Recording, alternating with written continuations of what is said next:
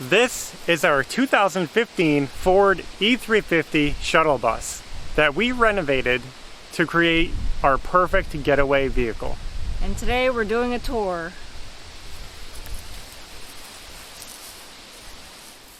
So before going inside, let's walk around and take a look at the outside. Let's start at the battery compartment.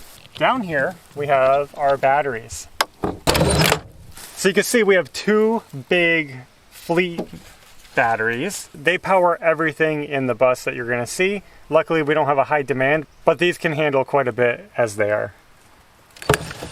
We installed a 30 amp plug for the outside, so we can plug in and have a 120 volt circuit inside to plug in regular appliances.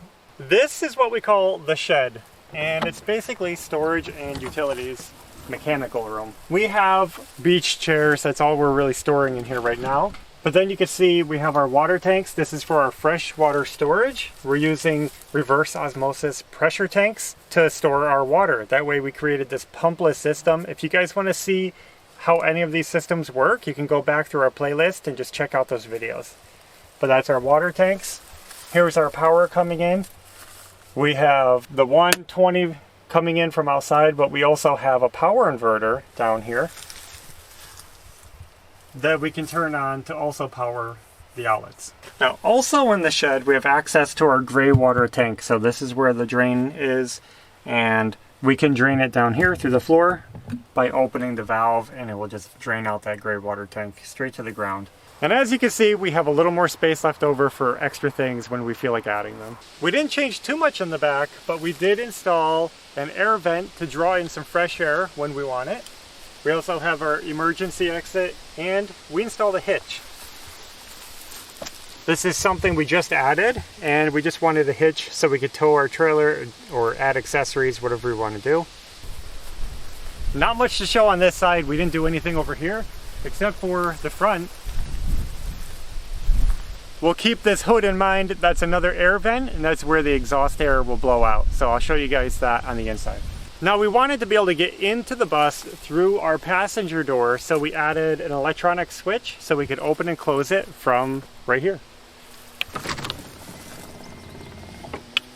We could also lock or unlock the door with a key, so it's totally safe. So coming into our shuttle bus, we really tried to leave some of this stuff natural, the way we found it, because we really like these grab bars and everything, so we kept the bus feel. We like that. Now the bus came with this fire suppression system for the engine bay, and that will automatically put out any engine fires. But we just added a fire extinguisher for our own personal use so that we can take care of any other emergencies outside of the engine bay. Now speaking of safety features, we have a cubby over here, and I plan on mounting a first aid kit right in here and a flashlight. That's what I plan for that space. Now sticking with the front end, we totally revamped the dash because the dash was a mess and it looked like a bus dash, kind of sloppy, had a big console here. We pulled that out and we kind of made everything more streamlined and built our own switch panel. So we added switches to open and close the door. To lock the door, we have two different switches for interior lighting, and these are just spares, extra switches. Plus we added a USB port. So that pretty much covers everything we're going to need for now. We also added a trailer brake controller for our trailer hitch. And this is probably the centerpiece of the build, our garbage can. It might not be that great, but it's pretty cool. Basically just mounted a block of wood in there and put our little garbage can on there. So I like it. The front end looks clean, and this came out really nice. This is my favorite spot to look at. Now we kept the original door that was on the bus, but we actually made a new panel here. This was a vinyl covered panel that we took out, made a nice plywood panel, and reattached the door. And this is extra storage space. So right now we just have some odds and ends in here. I bought some compostable bowls and plates so that if we feel like eating out on the road, we're not leaving a big impact of plastic and garbage out there. And we also have a little cubby in here for a voltage converter / charger. So what this does is allow us to charge our batteries whenever we're plugged into shore power. So if we plug into a 110 outlet somewhere, it charges the batteries and we can run all of our 12 volt circuits at the same time. Now in this cubby is our fuse panel. So this pretty much controls all the 12-volt circuits in the bus. And we added an exhaust fan that'll help keep the area a little cooler, but mostly we just want it for sleeping so that we could turn it on and have some air flowing while we sleep and pull the moisture and heat out of the bus.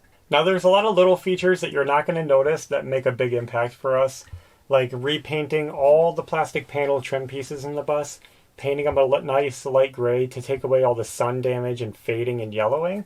It just really changed how the bus felt. But that's pretty much the front of the bus wrapped up. Now to the fun part. So we left 4 passenger seats in here. These are original seats. We just had to move them forward a little bit. But basically, this is where we'll ride when we're driving. So all 4 of these seats have lap belts. They don't have shoulder straps. And under these 2 seats, there's a heater. So when we were figuring out what kind of theme we wanted to do for this bus, we thought it has to be like tropical. So we found this awesome print on spoonflower.com, and we knew this was like the perfect fabric for this bus. So we ordered a whole bunch of fabric, and we actually made our own curtains. Now let me just add, this was Ashley's first time sewing or making anything with a sewing machine like this, and they came out awesome. They're really cool, so good job. And we did grommets on conduit, and it just works great. All these windows are actually tinted, so they offer a lot of privacy. Yeah, it looks really dark from the outside. So these are our 4 beds, bunk bed style. So they're each 30 inches wide, which is, when you put 2 of them together, it's about the size of a queen bed. So altogether it's 60 inches wide and 75 inches long. So it's like the size of a twin bed long and queen size width. And we made the framing out of strut, like unistrut, which is like super strong, bolted together. It's not going anywhere. And we have the mattresses rested on plywood, which we drilled a whole bunch of holes in for airflow so that our mattresses don't get all gross and have moisture build up. So we can sleep 4 people comfortably in here. Yep. And these are actually on an incline. It's higher here and lower down there because we like sleeping like that, so we thought we would do that in the bus too. Every time we bring this up, I like to promote it. So yeah, do some research on incline sleeping. It's not for everybody, but it could improve your sleeping and your health. We like it. So here's a view of the lower bunk, and you can get a good shot of those ventilation holes in the plywood. So right here you'll notice this Oasis that was cut out of plywood, and that's the name that we came up with for the bus, Oasis. And up here we have more switches. This is for lights that we put in. These cute little lights. We did 4 of those. And then this turns on the fan that we showed.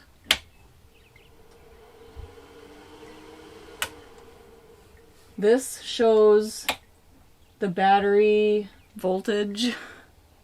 So that's handy to have. And then underneath this, it's also a USB port. And right here is just a cute little cubby. It's not huge, but it's handy for like an alarm clock or something. Chapstick, whatever. And that's our AC unit back there. It's missing the vents right now because they were all brittle and breaking, so we have to get new ones for that. When we got the bus, that cover was originally white, and we painted it that color to go with our theme. So behind this wall, we have our closet. Here's our closet rod. We can hang clothes in here. There's a little counter to put stuff on. There's an outlet, and this is the inverter control. So basically we can turn our inverter on from in here. that'll just activate the outlets so we can plug stuff in. So this is our little bench top, countertop thing here. We got our compost toilet, dry earth toilet. That's really handy while you're on the road. We're using sawdust for that, which we have stored under there in a tote. We just pull it out, scoop it out, and put it back with a strap in front of it, or else it rolls out into the aisle, so we want it to stay back there.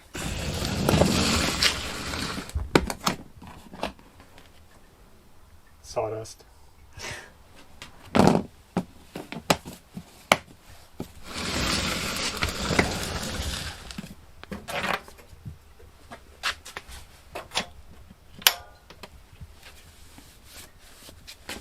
And down here we have another cubby for storage.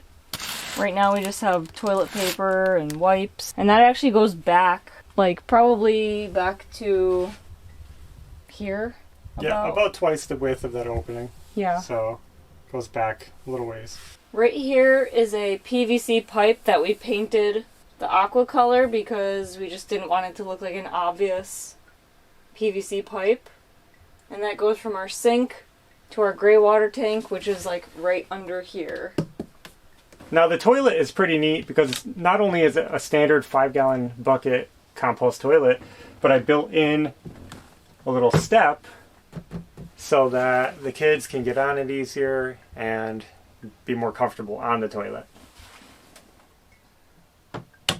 And that also acts as a pull for the drawer, so they could open it up to take the bucket out. So down here we actually have a pretty large cubby storage area, which we kind of made in case we want to do like a cooler or something, but it can also just be like for putting anything down there. And there's an outlet right here in case we want to plug anything in. And there's a 12-volt outlet also. Now onto one of our favorite features in the bus, the sink. Now we had to design this area to be pretty space efficient because we're working in a small bus. Let's start up here at the cabinet. We built in this really cool little cabinet. It has slide open cubby doors so that we can store some small things in there. But also the main function here is that it holds our water filter. This is a gravity fed water filter, and to make it easier to manage in our bus, we actually built in a little faucet up here so that we could fill the top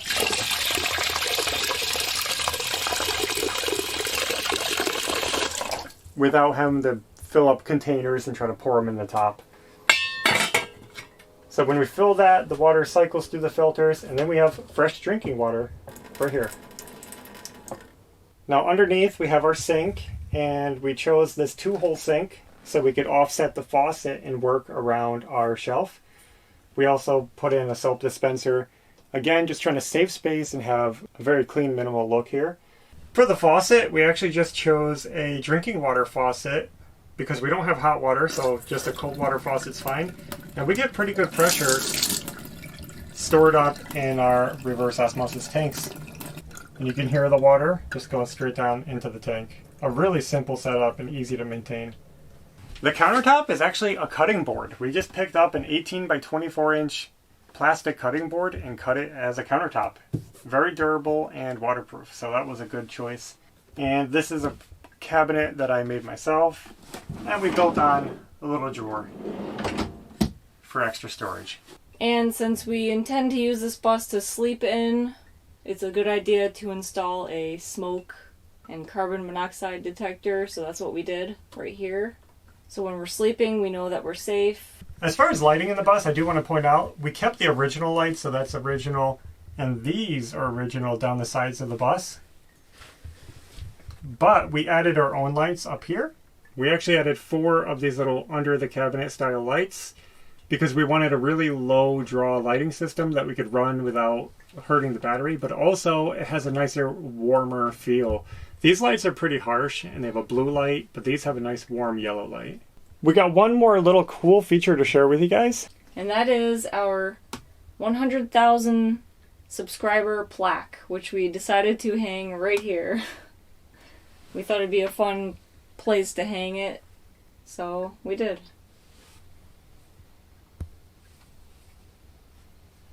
So we have a lot of privacy in the bus with these side curtains that Ashley made, but what about the front? What about sleeping in the bus? And we got all this exposed windows in the door. We actually thought of that, so we installed some hooks up here in the ceiling. Let me show you what they're for.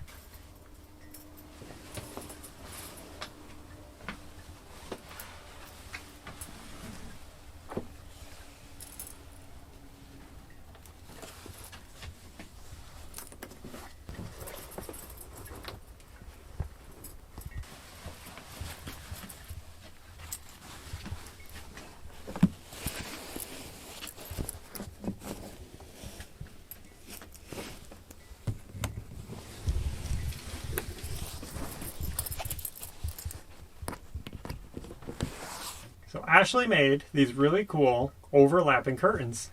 So when these are up, it like totally blocks all those windows off, so we have privacy everywhere in here while we're sleeping at night. And these curtains were really cool because they were really simple, and we just used little clips to clip onto the top and put hooks in the ceiling. So no grommets and no rod holes or anything like that. Yeah, just big rectangles basically. So now when somebody's in here sleeping or using the toilet, they have total privacy and all the way around, even the back door. We'll go show you that now. So here's the emergency exit open. You can see our beds right here. You could open them up, get a nice breeze. But I just wanted to show you guys the curtain. Again, this is a simple curtain that we did on a rod actually. And we just screwed it to the door just like that.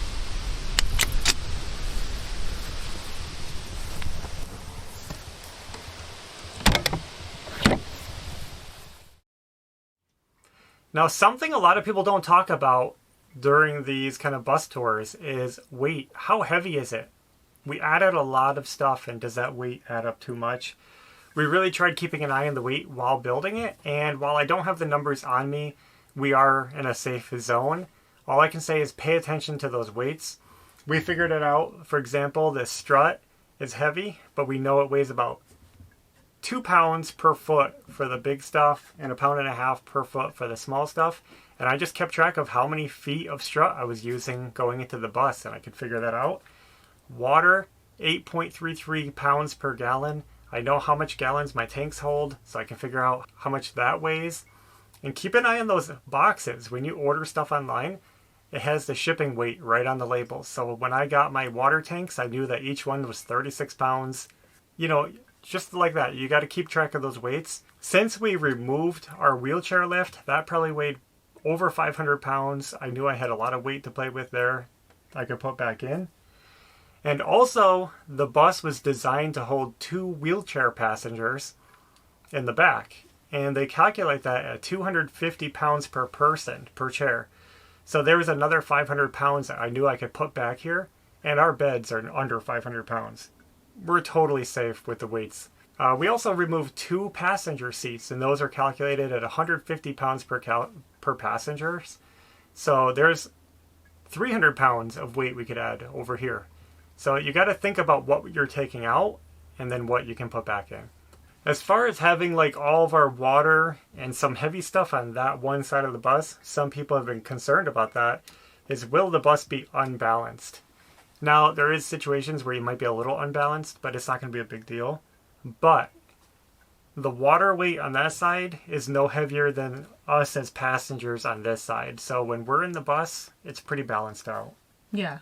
So I think that wraps up the bus tour. I'm sure there's some things that we forgot, but you guys probably saw most of it. It came out great. We're really happy with it. Now, keep in mind, we don't have a shower. We don't have a cooking spot. There's no food prep area. This isn't meant to be a camper or a live-in situation. This is more for short trips and just getting away. That's what we designed it for, is our use. And that's what we're sharing. It's just our personal vehicle. Every conversion, every renovation, every vehicle build like this, a bus, a van, an ambulance, anything, you got to do it to your own needs. And it's easy to get wrapped up into trying to follow everybody else, but everybody is different. This will definitely fit our needs very well. Yeah. We're so happy with how everything came out. The details are great. We love the colors, the curtains, and just the fit and finish of everything. Now, there's still room for improvement. There always is. And there are some things that we'd like to add in the future. Like I said earlier, talking about a first aid kit, that's something that we really want to put in here. Mm-hmm. We also have some good storage areas that we can make better use of. Underneath this chair is open storage. Underneath the beds, there's a lot of storage. So we like to get creative with those spaces and make better use of that. I'd also like to add some more details on the outside. I was thinking about doing a quick connect jumper cable system just in case, and maybe even changing or upgrading the battery system someday. So definitely some changes in the future if we feel the need. I'm looking at some coolers to put under the counter just in case we want to keep some food cool, or at least just keep it in a tight box that isn't going to get bugs or anything weird in it. It could be handy. For now, we just like throwing our stuff under there. It's a good storage spot. We still have to work on cooling because I think that our fan is great for sleeping, but it can get really hot in here. And I'm going to keep thinking about that if I'm going to add some kind of more powerful system just for cooling. I mean, we could go on all day about it. These are just ideas and the process still flowing, but we felt like we were at a good spot to just give you a tour. This is the complete project in its first state, we'll call it. Yeah. So I hope you guys enjoyed the tour, got some ideas, got some inspiration, or just enjoyed watching. Thanks for watching, and until next time, take care. Bye.